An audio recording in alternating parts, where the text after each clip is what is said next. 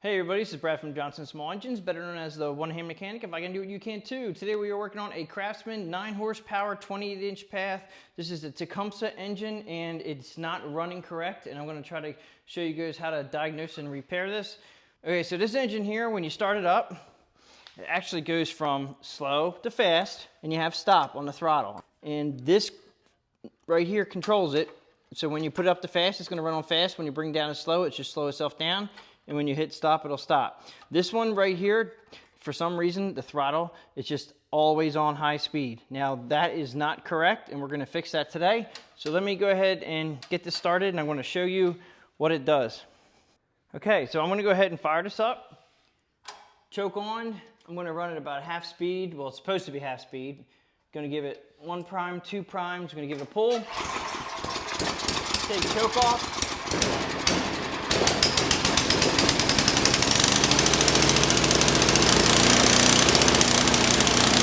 All it wants to do is go to fast.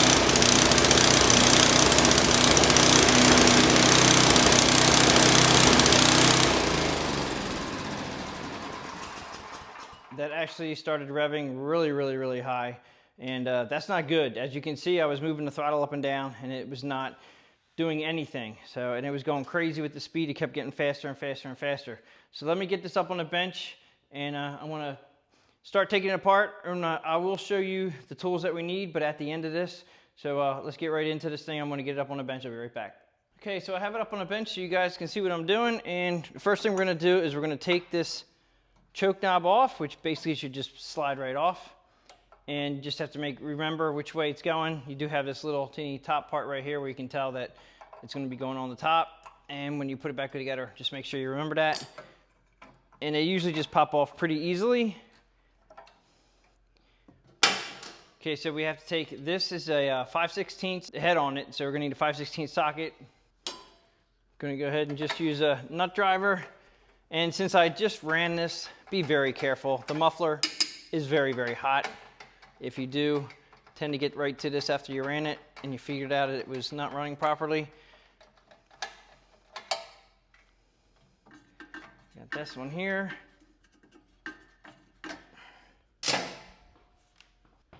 We have to take off these 2 Phillips head screws. I wish they were 5/16 heads on top. I don't know why they use the Phillips, because these can be really hard to get off. And they a lot of times have a Loctite on them, so they won't come off easily.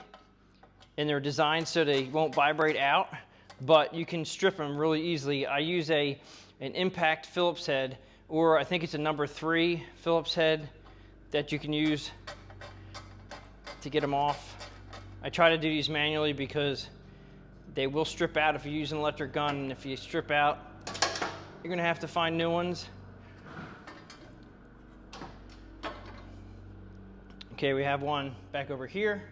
Okay, so we have one right here that is a 5/16 wrench, nut driver, and you can also use a Phillips head. Not sure why they designed this bolt like that. As you can see, it has a Phillips head in it, but it's also 5/16 nut driver or socket, which yeah, it's a little different than the screws out front. You can't use these in the front of the carburetor.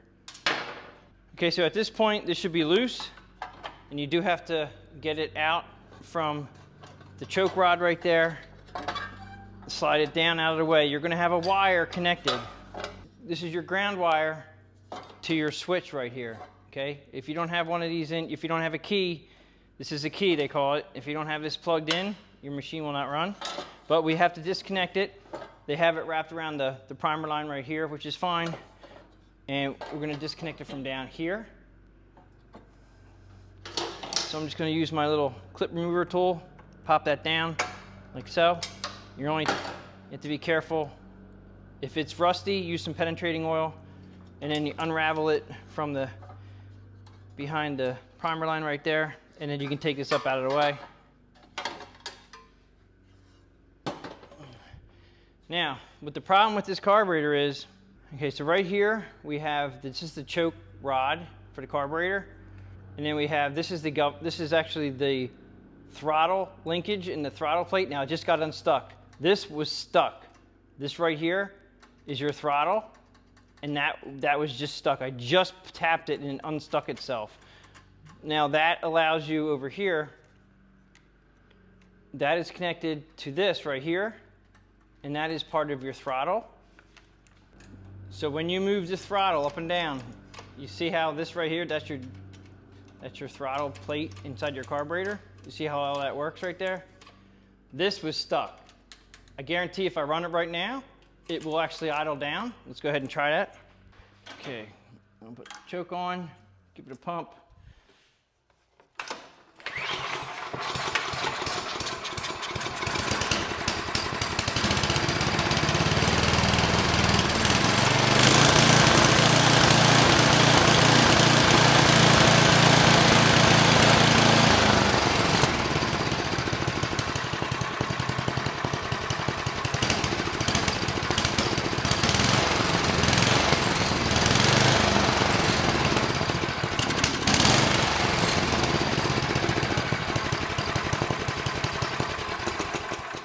All right, so there you have it. We had a very, very fast moving engine, and it was because the throttle shaft was stuck inside the carburetor, and that is from bad gas.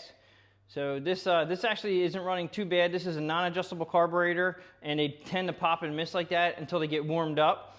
All right, if yours runs like crap, and it probably will, because this one had a little bit of bad gas that made that shaft seize. And it was just barely gummed up because it actually got loose real quick. But I do have a video on how to rebuild these non-adjustable carburetors. It's a pretty good video. You're able to take this apart. This one here, it came in because he said it was actually leaking fuel, and it is not leaking fuel. So I'm gonna go ahead and take this outside. I usually try to run these for about 10 minutes to make sure that everything is okay. Like I said, the governor shaft right here was stuck, and yeah, we're good to go right now. So if you come across a real high-speed over-revving machine and your throttle doesn't work, that is 99% of the time what the problem is. So if you guys want to wait and watch the tools that were needed today, I'm going to go ahead and do that now. Okay, from left to right, I used a 5/16 nut driver. You can use a regular Phillips head screwdriver. Highly recommend something that's pretty beefy, like a number 2 or number 3 Phillips head for those screws so you don't strip them. I put this on, this is from an impact set I had, and I put it on a socket so I can use it on a 1/4-inch ratchet that I use so I can press in on it. 5/16 socket.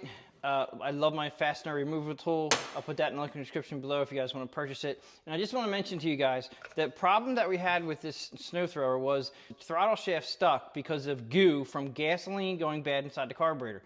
Aspen 4, I'll put a little note up on the screen there. You can read about it. Go online. I'll put a link in the description also. You can go online and read about it. It's a 92 octane. It's an alkylate. It actually has none of the harmful stuff that the other fuels have. This is ethanol free. If you use this, it will eliminate having any kind of carburetor problems in the future from using pump gas.